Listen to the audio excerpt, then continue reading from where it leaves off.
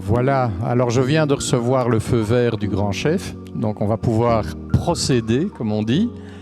Voilà, je suis très heureux de pouvoir modérer cet après-midi tout en étant un participant. Et comme vous le voyez à l'écran, le titre de cet après-midi, c'est « Le sport comme outil de développement, une géopolitique euphémisée ». Alors comme le précise le programme de cette demi-journée, le sport, et on l'a vu ce matin, est souvent associé au soft power, à ce que l'on appelle la diplomatie douce en français. Mais la question se pose de savoir si ce n'est pas un habillement politiquement correct d'un rapport de force entre États. Et d'autres voient dans la diplomatie sportive, sur base des valeurs qu'elle entend véhiculer et qui sont fondamentalement les valeurs du sport, un outil de développement. Et ce sont ces questions que nous allons aborder avec Colin Miège, avec Jacob Kornberg, avec Alioune Touré et avec Amina Fofana, qui sera avec nous non pas en direct, mais en version enregistrée. Et j'aurai moi également l'occasion d'intervenir comme intervenant avec une présentation. Mais tout d'abord, nous voudrions donner la parole à Colin Miège. Alors Colin est le président du comité scientifique du think tank Sport et Citoyenneté, et cela n'engage que moi, mais je pense que nombre d'entre vous pourront partager ce point de vue. Il fait autorité par ses analyses qui nous forcent régulièrement à ouvrir nos yeux sous la réalité du monde du sport, de son économie et de ses relations à l'autorité publique. Et Colin va nous entretenir sur la thématique « Quelle réalité, quelle perspective ?» Et nous nous sommes concertés entre nous pour tenir chacun en 20 minutes. Merci Thierry, tu es trop sympathique avec moi. Moi, j'aurais envie de commencer en posant une question un peu pour vous réveiller, peut-être si vous avez une digestion qui vous endort un petit peu, avec une question provocatrice. Est-ce qu'un nain politique peut-il être un acteur à part entière sur la scène sportive internationale ? Alors, quand je dis le nain politique, c'est évidemment l'Union européenne. Et donc, alors, la réponse, on peut la deviner. Je ne vais pas en rester là, parce que si je me rassois et je laisse la place à Jacob, je pense que les organisateurs seraient un peu déçus quand même. Non, je vais tenter d'éclairer un petit peu les choses et dire qu'il y a peut-être quand même quelques mots à dire à ce sujet. Alors, petit retour historique pour commencer. Ce n'est pas vous faire injure que de vous rappeler que l'Union européenne, qui s'appelait à l'époque la Communauté économique européenne, créée en 1957 avec le traité de Rome, mise en place progressivement, c'est une création relativement récente. Alors, et puis avec quelques États au début, et ça s'est ensuite étoffé. Alors, aucune compétence en matière sportive pendant des années, et néanmoins, dans les années 80, vous vous en souvenez peut-être, c'était Jacques Delors qui présidait la commission. Il avait des grandes idées sur le sport, et il comptait notamment sur le sport pour affirmer comme vecteur de communication et pour affirmer l'identité de l'Union européenne, qui s'appelait pas encore tout à fait comme ça à cette époque-là, mais qui démarrait, si vous voulez, hein. Et donc, c'est à cette époque qu'on a organisé un tour de l'Europe à la voile. Alors, le tour de l'Europe, c'était 6 pays. Hein. À l'époque, c'était pas grand-chose. Un tour cycliste également. Voilà. Alors, toutes choses qui paraissent aujourd'hui comme des instrumentalisations du sport et qui sont d'ailleurs récusées. Je viendrai dans un moment sur le rapport qu'a remis le groupe de haut niveau sur la diplomatie sportive, dont Thierry, tu faisais partie, peut-être Carole aussi. Ça a été récusé. On a condamné cette utilisation du sport, mais à cette époque, c'était perçu comme quelque chose de très positif. Alors, je franchis encore les étapes, et 1995, ça parle à tout le monde, c'est l'arrêt Bosman. Et l'arrêt Bosman, qui est un véritable séisme dans le monde politique, rappelle deux choses. La première, c'est que le droit européen peut contribuer à modifier les règles sportives. Ça a été très mal reçu par le monde sportif, mais rappelons-nous quand même qu'il s'agissait, nous qui sommes si sensibles aujourd'hui aux droits de l'homme, il s'agissait de défendre les droits d'un footballeur à aller d'un pays à un autre et à faire une carrière normale, ce qui aujourd'hui paraît tout à fait évident, mais qui à l'époque ne l'était pas.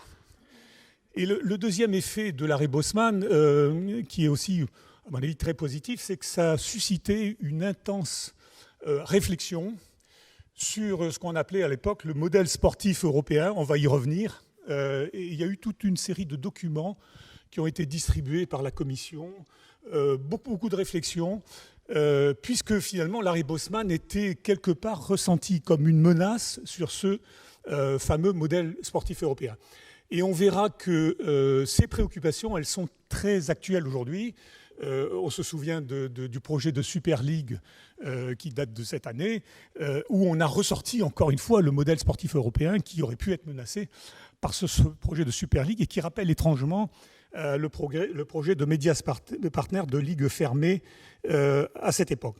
Alors, j'y reviendrai dans un instant et rapidement. Alors, ce que je dois dire aussi, pour terminer cette petite introduction historique, c'est qu'il y a eu ensuite le traité de Lisbonne qui, comme vous le savez tous, a enfin donné une compétence sportive à l'Union européenne au travers de l'article 165 du traité sur le fonctionnement de l'Union européenne, qui est une compétence très limitée d'appui, de coordination, mais qui néanmoins autorise l'Union européenne et ses instances à faire un certain nombre de choses. Et donc c'est à partir de cette date-là que l'on a vu se mettre en place les programmes quadriennaux d'action en faveur du sport. Nous en sommes au 4e. Que l'on a vu mis en place le programme Erasmus, qui est devenu Erasmus+.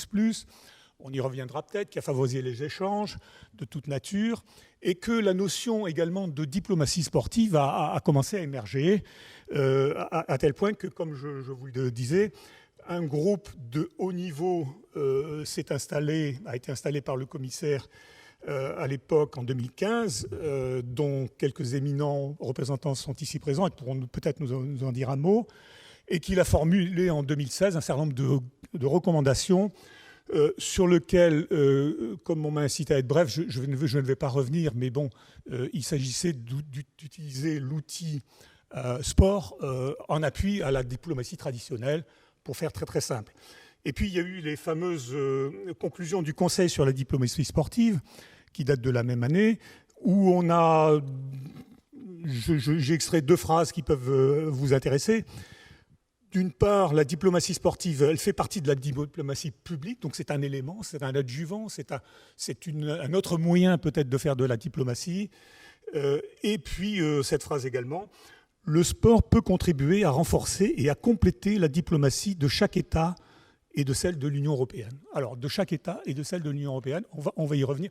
Vous voyez, hein, donc, la philosophie qui émane de tout ceci.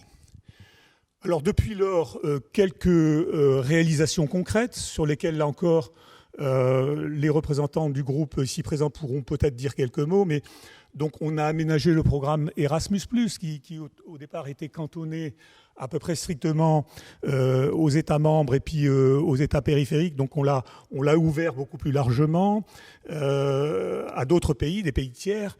On a développé également la coopération sportive avec quelques actions d'éclat, notamment en direction de la Chine, le dialogue de haut niveau avec la Chine, l'Amérique latine, l'Afrique. Voilà, Erasmus+ a permis de financer une foultitude de projets, pas tous sur la diplomatie, bien entendu, mais néanmoins des échanges intéressants avec non seulement les États membres de l'Union européenne, mais les États tiers. Et également la fameuse Semaine européenne du sport, qui est instaurée depuis déjà quelques années, a été ouverte aux pays tiers. Voilà. Alors, ceci étant, il faut se dire entre nous, de façon tout à fait objective, que les résultats sont intéressants, mais ils sont quand même relativement modestes. Et il faut s'interroger maintenant, et c'est la deuxième partie de mon propos, sur les difficultés structurelles. Qu'est-ce qui empêche l'Union européenne d'être un acteur puissant, tant au plan diplomatique général qu'au plan de la diplomatie sportive en particulier. Alors d'abord, encore aussi une évidence ou un truisme, l'Union européenne, qui regroupe aujourd'hui 27 États, n'est pas un État à proprement parler. C'est un rassemblement, ce n'est pas une confédération non plus, mais ce n'est surtout pas un État unitaire. Le deuxième, il faut tenir compte de la marge de manœuvre dont disposent les États, qui sont sur la matière sportive relativement, on va dire, susceptibles. Hein. C'est une matière qu'on pourra qualifier de subsidiaire, c'est-à-dire en fait, en creux, elle reste quand même largement de la compétence des États membres, nonobstant les pouvoirs qui ont pu être donnés à l'Union européenne, précisément en vertu de l'article 165. Une compétence de l'Union européenne qui est très limitée, je vous l'ai dit, d'appui, de coordination, d'encouragement. Et l'article 165 est ainsi rédigé qu'il interdit très précisément à l'Union européenne de prendre tout acte de caractère juridique autre que des résolutions et des recommandations, finalement. Donc on est typiquement, en ce qui concerne le sport, dans le domaine un peu du soft power, de l'incitation. Voilà. Alors, l'autre aspect aussi, c'est que l'autonomie du mouvement sportif est un credo qui est, je dirais, ancré dans la philosophie européenne du sport, qui a été défendu d'abord par le Conseil de l'Europe, j'y reviendrai, mais qui est repris intégralement par l'Union européenne, parce qu'on a trop dans l'esprit l'exemple d'États totalitaires, ou en tout cas autoritaires, qui ont voulu utiliser le sport selon leur vue. Et donc l'autonomie du mouvement sportif est quelque part considérée comme un garant de démocratie, de vie démocratique. Donc entre les États qui ont gardé une forme de compétence assez forte et le mouvement sportif dont il faut respecter l'autonomie et ne pas trop bousculer, vous voyez que la marge est étroite. Alors, la chose se complique encore par le fait qu'au sein de l'Union européenne et de nos 27 États membres, on a des systèmes d'organisation qui sont très différents. On a pu faire des typologies et distinguer des modèles d'aspiration libérale, qui sont plutôt en Europe du Nord, et des modèles de type interventionniste, qui étaient plutôt l'apanage de l'Europe du Sud. Et quelque part, la France était d'ailleurs le symbole de l'État interventionniste, sauf que maintenant, c'est en train de changer à très grande vitesse, et on est peut-être en train de rejoindre, l'avenir nous le dira rapidement, le clan ou le groupe des États dits libéraux en matière d'intervention sportive. Et puis, derrière cette modularité différente de la vision étatique du sport au sein de chacun des États membres, il y a tout simplement des philosophies qui sont différentes. Hein. Donc, un sport très orienté vers la nature, par exemple, chez les Nordiques, etc. Bon, tout ça montre que ce n'est pas si facile que ça que de définir ensuite des points communs, des positions communes en matière sportive. Alors, il résulte de tout ceci, en réalité, beaucoup de bonne volonté, mais en matière sportive, comme en matière de diplomatie sportive aussi, une stratégie européenne qui est un petit peu touche-à-tout, qui est un éparpillement, je dirais, assez remarquable des initiatives qui vont un peu dans tous les sens, qui ont d'ailleurs été assez bien relevées par un rapport tout récent, je ne sais pas si vous l'avez vu, qui est en anglais, rédigé à la demande du Parlement européen, qui date de juillet 2001, qui décrit un petit peu la politique de l'Union européenne en matière sportive et qui dit qu'il faut absolument déterminer des priorités, resserrer les choses et tâcher d'y voir un peu plus clair. Voilà, alors, est-ce qu'il faut désespérer pour autant et se dire que finalement, au-delà des mots, au-delà des grandes intentions, les choses sont modestes ou médiocres? Non. L'Europe a des atouts que je vais essayer de vous décrire dans ma partie suivante, rapidement, parce que je vois que Thierry s'impatiente et regarde l'heure, mais je suis à peu près encore dans les temps. Premier élément positif, et alors là je fais des emprunts, je me permets de le signer, à Thierry, à Albrecht Sontag, à Antoine Duval, hein, je reconnais la dette que j'ai envers eux.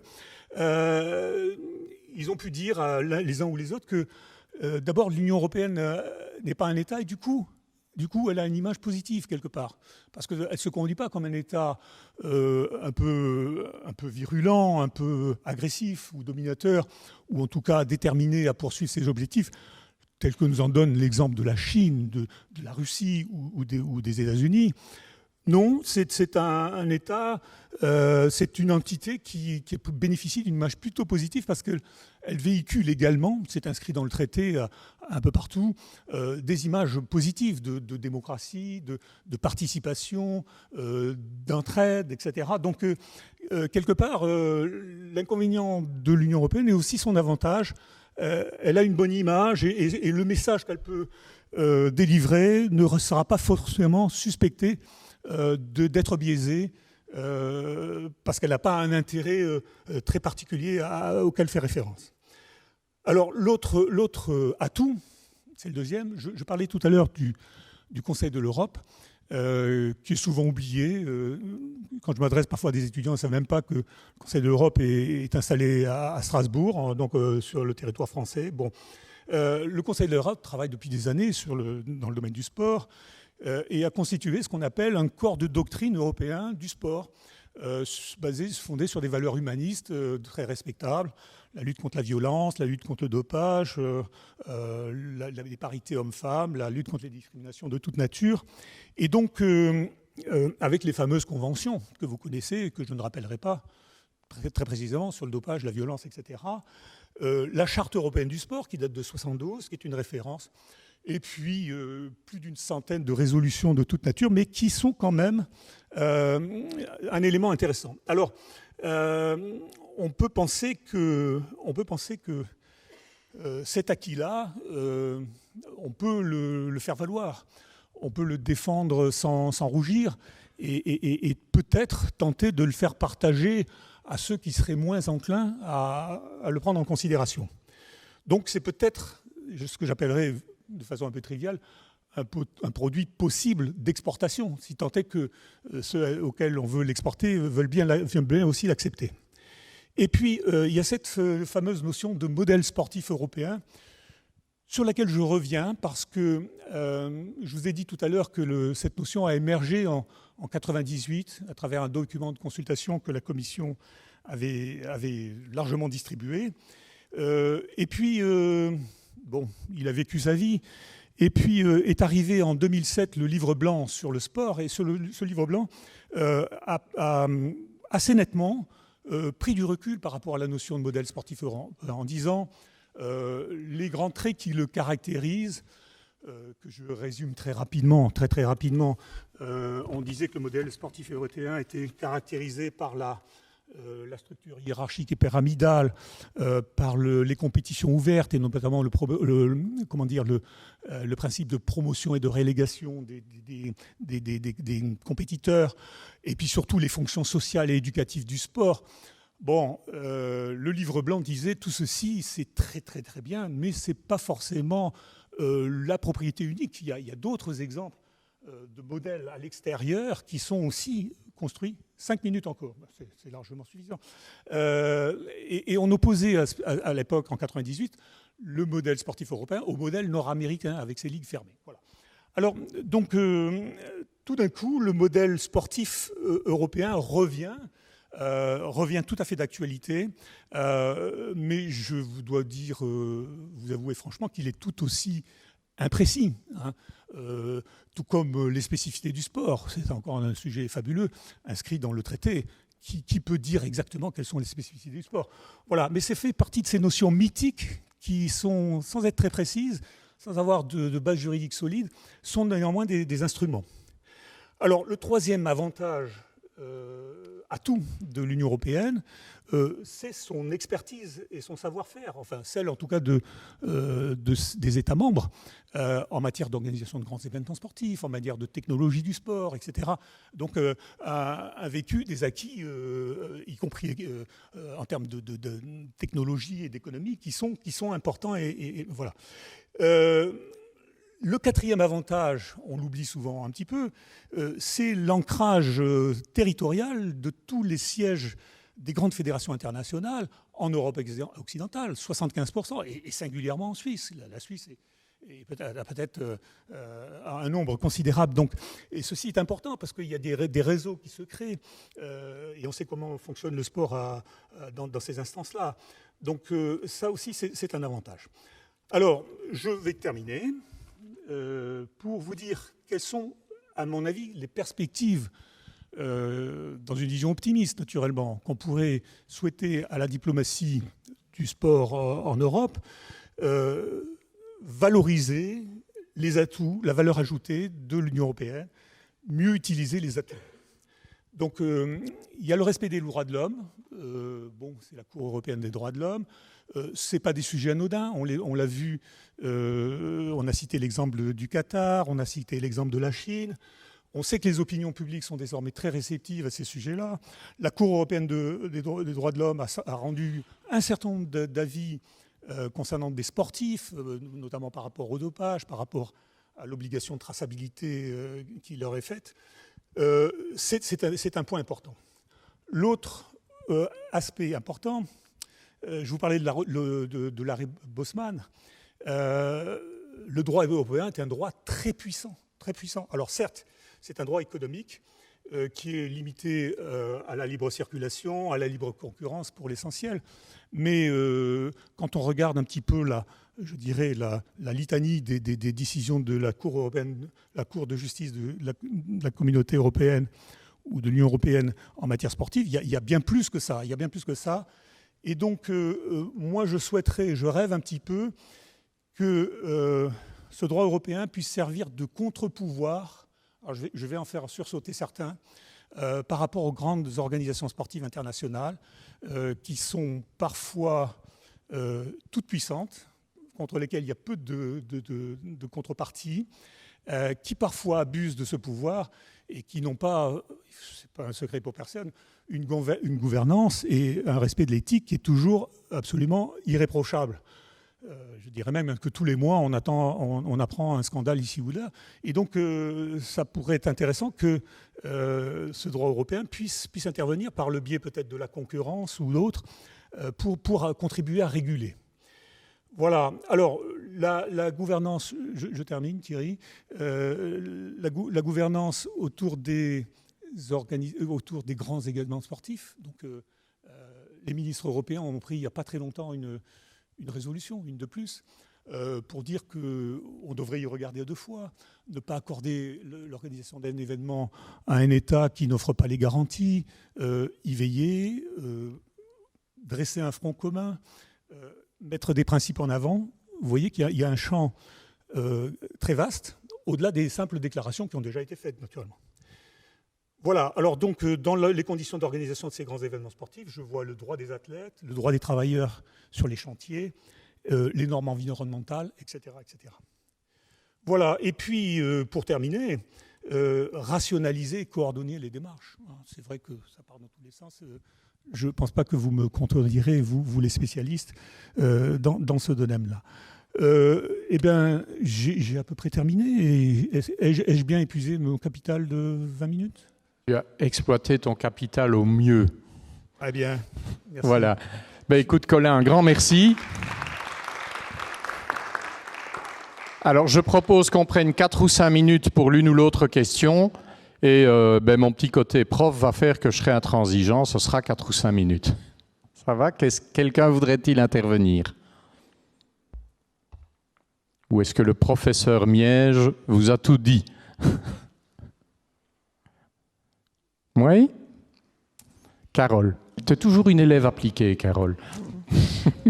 C'était juste pour partager un élément dont on a discuté tout à l'heure et qui était qui me semble en tout cas assez marquant. C'est quand je discutais à l'IRIS avec mes collègues qui travaillent sur l'Union européenne, de savoir ce que eux pensaient de la diplomatie sportive européenne, alors même que ça fait 10 ans, 15 ans, 20 ans qu'ils travaillent sur ce sujet. Aucun était capable de me dire ce qui avait été fait sur le sujet. Et il avait eu et un de mes collègues m'avait dit c'est pas compliqué pour voir si un sujet a une vraie incarnation politique. Tu regardes l'organigramme de savoir si c'est pris par quelqu'un, par quel département. Il me dit regarde pour le service d'action extérieure, tu regardes s'il y a quelqu'un en charge de la diplomatie ou du sport, il n'y a personne.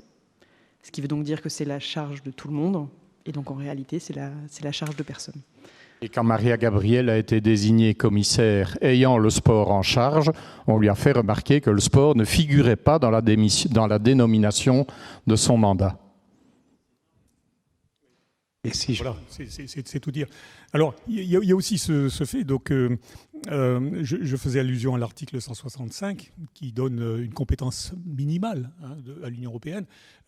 L'idée, ça pourrait être de rehausser ce niveau de compétence. Mais à mon avis, personne n'y est vraiment prêt, hein, ni du côté du mouvement sportif, ni du côté des États membres, puisque vous savez qu'il y a le sommet, c'est les compétences quasi exclusives de l'Union européenne. Ensuite, on a les compétences partagées entre les États et l'Union européenne.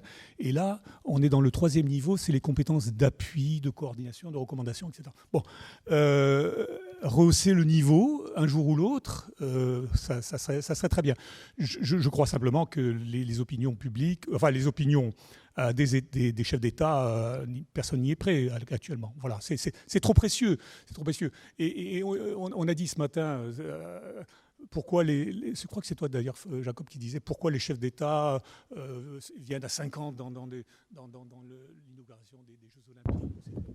Non, voilà.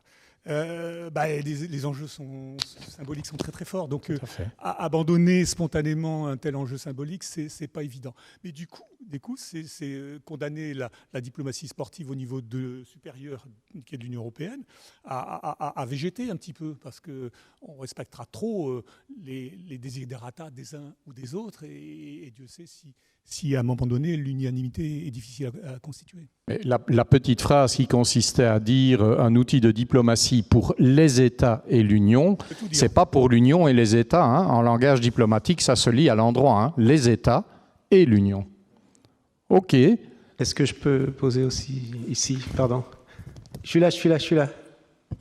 À droite. Ah oui, OK. J'allais partir, mais du coup, juste avant, ça m'intéresse parce que l'Europe, en tant que journaliste, il faut savoir que justement, au nom de l'Association internationale de la presse sportive, j'ai rédigé une pétition auprès du Parlement européen à propos du sport. Alors ça remonte assez loin, ça fait une bonne dizaine d'années.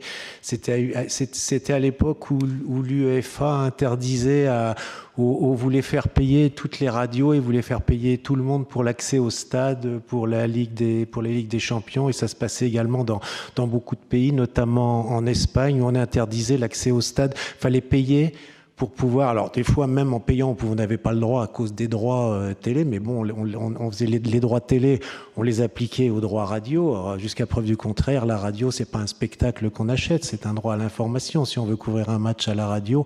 Donc j'avais fait une pétition auprès du Parlement européen pour demander le libre accès pour tous aux événements sportifs, en tenant compte effectivement des droits commerciaux, hein, bien évidemment.